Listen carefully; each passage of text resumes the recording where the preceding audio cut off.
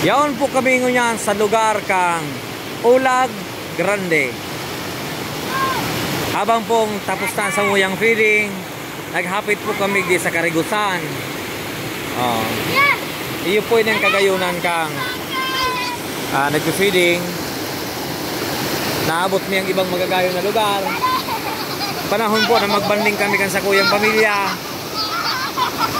Nag-i-enjoy ang mga aki, nakatabang sa kapwa. Magayunan ang lugar po ini.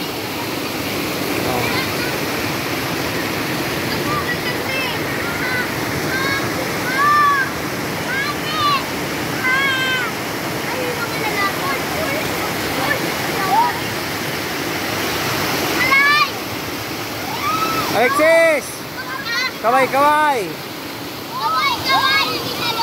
Dandan! Kaway-kaway dan!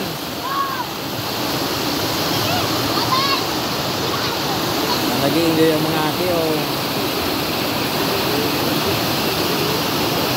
nakatabang na sa kapwa. Nag-urog mga pasinda